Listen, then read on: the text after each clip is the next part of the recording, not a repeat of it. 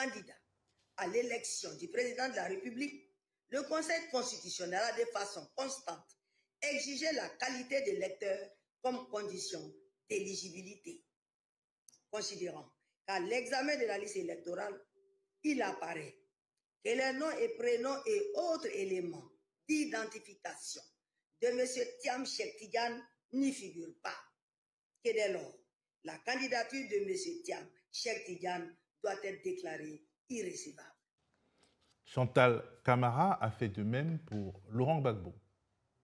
Il y a lieu de relever que dans le cadre de l'examen de l'éligibilité des candidats à l'élection du président de la République, le Conseil constitutionnel a de façon constante exigé la qualité d'électeur comme condition d'éligibilité.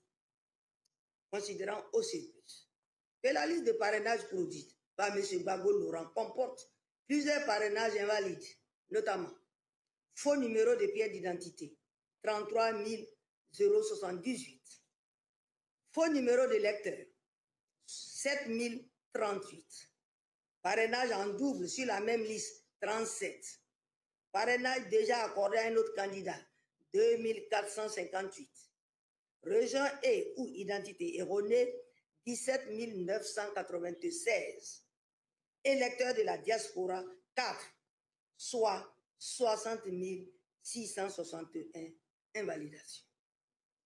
Et par ce fait, le parrainage de 1% de l'électorat local dans au moins la moitié des régions et districts autonomes d'Abidjan et de Yamoussoukro, tel qu'exigé par l'article 51 du Code électoral, n'a pu être obtenu par le candidat. Considérant qu'il résulte de tout ce qui précède que la candidature de M. Gbagbo Laurent doit être déclarée irrécevable. Je rajoute que c'est l'arme fatale des parrainages dont le décompte est remis en question par les victimes qui a barré la route à des candidats comme Pascal Affi-N'Guessan, le président du FPI, et l'étoile montante de la politique ivoirienne Antoine Assalé Thiemoko. Robert Bourgi, vous êtes un homme de droit, vous avez enseigné le droit à Abidjan et certains membres ou salariés ou experts du Conseil constitutionnel ont pu être vos étudiants. Comment lisez-vous cette décision qui consacrera l'exclusion des principaux partis de l'opposition ivoirienne? Je vous remercie, Théo, de me poser cette question. En tant que juriste, j'ai le plus grand respect, on doit avoir le plus grand respect pour un Conseil constitutionnel. Mais, ayant écouté le 8 septembre Madame Chantal Camara, présidente du Conseil constitutionnel, énumérer les raisons pour lesquelles elle écartait les candidatures d'un ancien président de la République, d'un ancien Premier ministre, d'un homme éminent comme Tidiane Thiam et tant d'autres, j'ai ressenti, et je pèse mes mots, un profond dégoût pour les propos qu'elle a tenus. Un esprit sensé peut-il croire que Gbagbo, Tidiane Thiam, Pascal Affi-N'Guessan et Thiemoko aient pu commettre des maladresses lorsqu'ils sont habités par la volonté de se présenter à la présidentielle du 25 octobre. C'est du n'importe quoi, Madame Camara. C'est du grand guignol. J'ai ressenti un profond dégoût. C'est à en pleurer, Théo.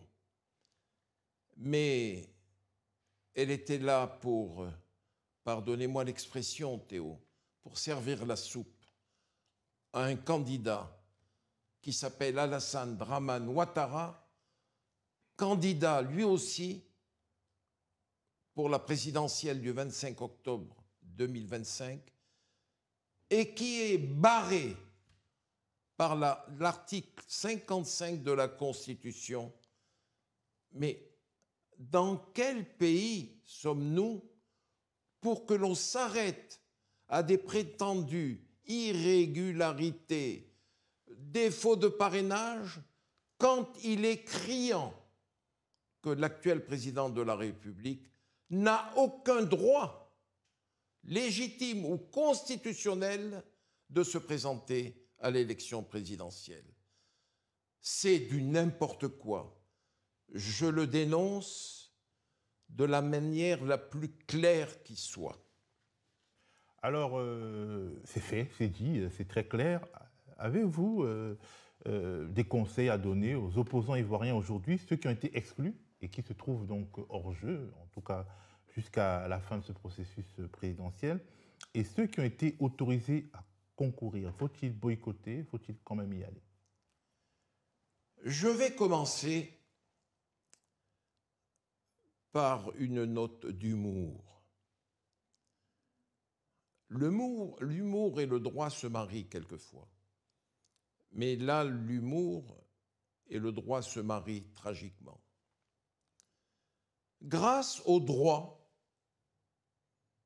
que prétend connaître Madame Camara, nous allons avoir, le 25 octobre 2025, sur la ligne de départ de la présidentielle, une Bugatti Chiron qui développe 1000 chevaux, conduite par un pilote chevronné, atteint par la limite d'âge, qui s'appelle Alassane Dramane Ouattara, et qui va disputer la course, concurrencée par 4 2 chevaux, pilotés par Simone Eivé, piloté par Awa Don Melo, piloté par Jean-Louis Billon et piloté par Henriette Lagou.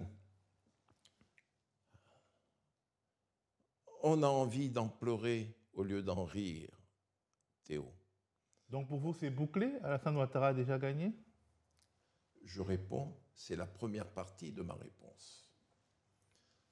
J'imagine difficilement, je juge même cela impossible, que les candidats qui sont des poids lourds de la politique ivoirienne puissent rester les bras croisés devant pareille injustice. Comment voulez-vous que le peuple ivoirien puisse accepter que ces poids lourds restent tranquillement assis à regarder ce qui va se passer le 25 octobre 2025? Ces mêmes poids lourds qui ont fait descendre dans la rue le 9 août dernier 1 million de personnes qui ont manifesté rendant leur hommage de manière extrêmement pacifique. Je ne serais pas étonné, que d'une manière ou d'une autre, sous une forme ou une autre, ces hommes puissent manifester leur mécontentement. Je ne les vois pas assis au coin du feu, à fumer leurs cigarettes, à mâcher leur tabac. Non. Théo, je suis très inquiet pour la Côte d'Ivoire. Alors, Robert Bourgi, vous êtes sénégalais. Je suis sénégalais, fier de l'être. Et pour barrer la route à Abdoulaye Wade, qui voulait faire un énième mandat, les Sénégalais se sont servis de Macky Sall, un de ses anciens lieutenants. Et puis, pour barrer la route à Macky Sall, les Sénégalais se sont servis de Bassirou Diomaye Faye. Oui. Est-ce qu'il n'y a pas une leçon à en tirer pour les politiciens ivoiriens? C'est-à-dire, cette énergie qu'on a vue au mois d'août lors des grandes manifestations de l'opposition, est-ce qu'elle ne peut pas être déportée sur X ou Y dont les exclus se serviraient pour se remettre au centre du jeu? Théo, interroger ces millions d'Ivoiriens qui sont des fidèles de ceux qui ont été exclus de la présidentielle. Si cela leur disent faites X ou Y, ils le feront. Donc tout est entre leurs mains, d'une certaine manière. Je pense simplement à 2 hommes, Laurent Gbagbo et Tidiane Thiam. Un seul mot d'ordre donné par ces 2 hommes pourrait amener la Côte d'Ivoire vers des zones que aucun de nous ne souhaite aujourd'hui. Ce serait l'aventure.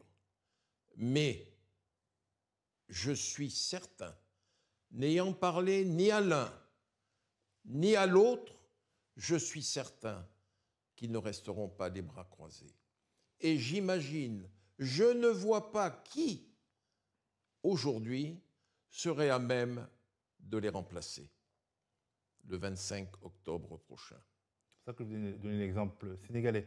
Avez-vous des informations sur la réception de cette décision du Conseil constitutionnel ivoirien en France? On n'a pas l'impression que dans la classe politique française, où il y a beaucoup de problèmes, parce qu'on a eu le même jour la chute de François Bayrou et 2 jours après les grandes manifs du 10 septembre, on n'a pas l'impression que beaucoup au sein de la classe politique française se soucient, par exemple, du sort de Tidjane Thiam, dont on avait dit, peut-être à tort, qu'il était proche d'Emmanuel Macron. Théo, détrompez-vous. Il est vrai que la situation nationale, la situation en France est extrêmement compliquée. Mais je ne vous apprendrai rien en vous disant que tant à gauche qu'à droite, j'ai des interlocuteurs de premier ordre.